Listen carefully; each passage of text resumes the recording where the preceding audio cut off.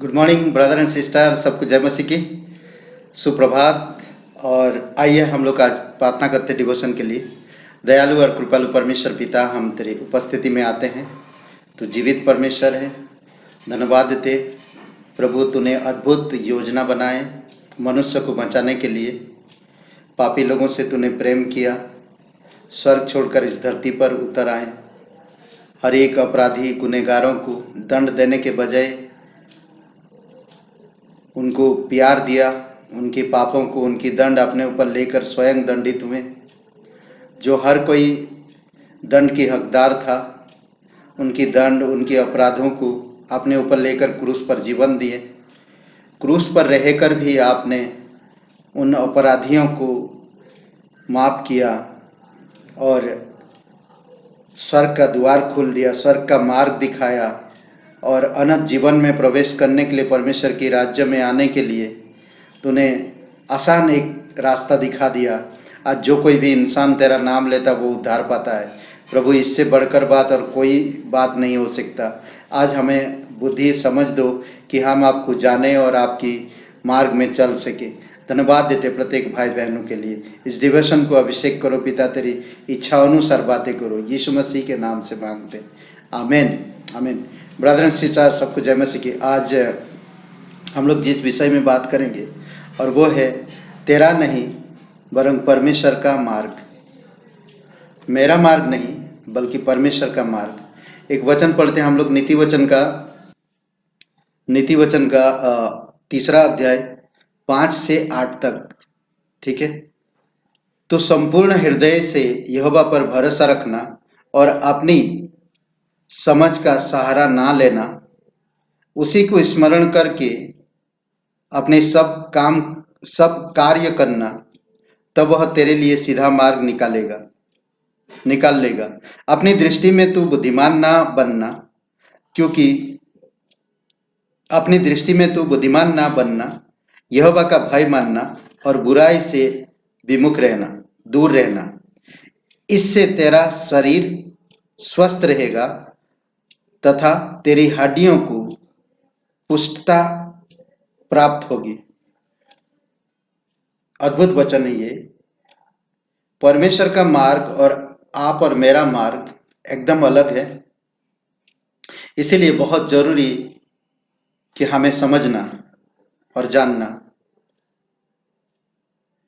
परमेश्वर हर एक मनुष्य से प्रेम करता है और परमेश्वर जानता है उनकी भविष्य को, क्योंकि परमेश्वर ने हमें बनाया है।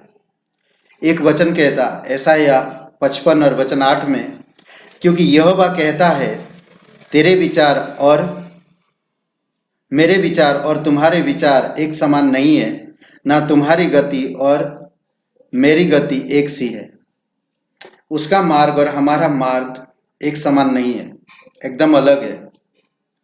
परमेश्वर के पास मेरे लिए एक अच्छी योजना है। परमेश्वर के पास मेरे लिए एक अच्छी योजना है। ये जो विषय आज, तेरा नहीं वरन परमेश्वर का मार्ग, या मेरा नहीं वरन परमेश्वर का मार्ग। हमें परमेश्वर के मार्ग में चलना है, परमेश्वर की आज्ञा मानना है, परमेश्वर की इच्छा और भलाई में, उसकी प्रेम में, उसकी आनंद में बढ़ना, विश्वास में, उसकी सुसमाचार में बने रहना। कई बार नहीं हो पाता ऐसा। एक मेरे मित्र के पास, उनके पास एक कुत्ता था और उनका एक कुत्ते का बच्चा उनके पास लाए थे वो, और वो कुत्ते के बच्चे रोड से उठाकर लाए थे वो, और वो बच्चे को गैरेज पे उसको रखा था। उसका पैर फ्रैक्चर हो गया था और उसको इलाज कर रहे थे, और वो बच्चा तंदुरुस्त नहीं था। वो पूरी तरह से उस टूटे पैर के वजह से वो पूरी तरह से हताश हो गया था और निराश था। उछलता और कूदता नहीं था और वो निराश था। उसका इलाज चल रहा था। दोस्त मेरा उसको जाकर ब्रेड दूध देते थे, खिलाते थे, उसका देखभाल करते थे। फिर धीरे धीरे उसको थोड़ा ताकत मिला और पैर पे अपनी खड़ा हो सका। जब तक वो निराश था, वो चुपचाप था, पर जब उसको थोड़ा ताकत मिला, वो बाहर, गैरेज से बाहर जाने के लिए, जहां पर उसको रखा था, बाहर जाने के लिए वो तड़प रहा था। वो ढूंढ रहा था, वो काटने लगता था, जिस रस्सी से बांधा हुआ था वो रस्सी को काटता था। वो बाहर जाना चाहता था, परंतु वो जा नहीं पाता था। ठीक हुआ, ठीक होने के बाद उसके जो देखभाल कर रहे थे दोस्त, वो छोड़ दिए उसे, तो बहुत दौड़ के इधर उधर उछलने लगा। कई बार हमारा जीवन भी जब मुसीबत तकलीफ में होते हैं, हम अपनी रास्ता ढूंढते हैं उस मुसीबतों से बाहर निकलने के लिए, हम तरीका ढूंढते हैं। कई बार हम दूसरों की सलाह लेते हैं। उस समय हम परमेश्वर पर भरोसा नहीं रख पाते। उस दर्द में, उस हालत में हम परमेश्वर पे भरोसा नहीं रख पाते, विश्वास नहीं रख पाते।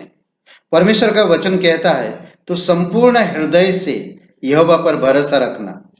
कैसे भी परिस्थिति हो, कैसे भी हालात हो, कठिन समय हो, दर्द भरा शरीर या जीवन हो, या अभाव भरा, हमें पूर्ण रूप से परमेश्वर पे भरोसा रखना चाहिए। पर कई बार नहीं होता है, और अपनी समझ का सहारा ना लेना। और हम कुछ ऐसे परिस्थितियां जब होता है, हम अपनी समझ का ही सहारा लेते हैं। हम उस समय परमेश्वर को भूल जाते हैं। खूबसूरत बातें कहता है यहां पर। जब मैंने इस स्थिति पर विचार किया, तो मैंने अपने महान परमेश्वर के बारे में सोचा। मैंने सोचा कि कैसे कभी कभी मेरा जीवन अंधकारमय हो जाता और हतोत्साहित हो जाता।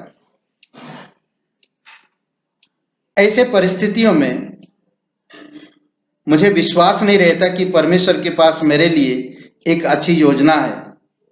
विश्वास नहीं होता कि परमेश्वर मुझे छुड़ाएगा, परमेश्वर मुझे उस हालत से बचाएगा।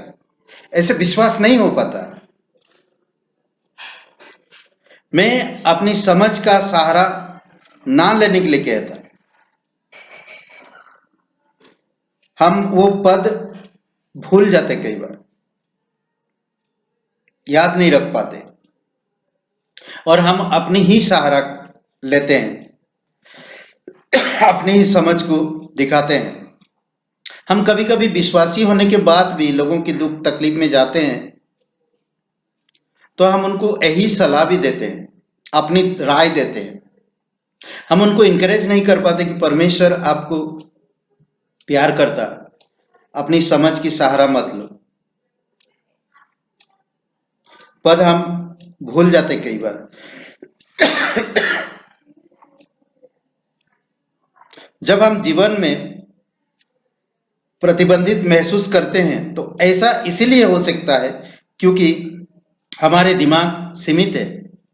एक बात याद रखिए, हमारे जो दिमाग है वो सीमित है, और लेकिन परमेश्वर के तरीके असीमित है। कई बार हमें वो हालत में रखता परमेश्वर, ताकि हम उस पर भरोसा रखें, विश्वास रखें, अपनी सहारा ना, अपनी समझ की सहारा ना लेकर उसकी समझ की सहारा में चले। मैंने इस भरोसे से जीने की अपनी आशा पाई कि मेरे लिए परमेश्वर की योजना अच्छाई अच्छाई, प्रेम और एक आनंदमय भविष्य से भरी है। जब हम भरोसा रखते परमेश्वर पे, तब हम समझ पाते कि परमेश्वर की अच्छाई, परमेश्वर का प्रेम, परमेश्वर की अनुग्रह, परमेश्वर का आनंद जो मेरे भविष्य के लिए भरा हुआ है। अगर मुझे कभी भी उस वादे पर संदेह होने लगे, तो मुझे केवल बाइबल पढ़ना चाहिए और प्रार्थना में परमेश्वर के साथ समय बिताना चाहिए। ऐसा कभी लगता है। हर परिस्थिति में परमेश्वर पे भरोसा रखो, कैसे भी हालत हो। शरीर की दर्द हो, फाइनेंस में हो, या और भी कोई चीजों से, ऐसे समय पे अपनी समझ की सहारा मत लो। ऐसे समय पे परमेश्वर की अच्छाई हमें दिखाई नहीं देगा, परमेश्वर की भविष्य या योजना को दिखाई नहीं देगा, पर हमें ऐसे समय में भी भरोसा रखना होगा, फिर परमेश्वर हमारे जीवन में काम करता है। आमीन। आइए प्रार्थना करते हैं। प्रिय स्वर्गीय पिता, जब हमें आपकी भलाई पर संदेह हो तो हमें क्षमा करें, हमें अपनी प्यार भरे तरीकों की याद दिलाए जो हमें जीने से खुशी देती है, हमें दूसरों की सेवा में जीने के लिए प्रेरित करे। जो परमेश्वर पर भरोसा करने के लिए संघर्ष करते हैं, परमेश्वर उनके जीवन में अच्छाई, प्रेम, आनंद प्रकट करता अपनी योजना को। इसलिए प्रभु तेरी महिमा करते, आज प्रत्येक भाई बहनों के जीवन में आप आशीषित करो पिता। धन्यवाद देते, दयालु और कृपालु परमेश्वर, सारा आदर सारा महिमा हम तुझे देते, यीशु मसीह के नाम से मांगते, आमीन। ब्रदर एंड सिस्टर, आप सभी लोगों परमेश्वर की आशीष बने रहे और आप बढ़ते जाए उसकी अनुग्रह में, उसकी प्रेम में, उसकी संगति में। शुभ रहे दिन आपका। बहुत बहुत धन्यवाद। लाइक करिए, कमेंट करिए और शेयर करिए। धन्यवाद।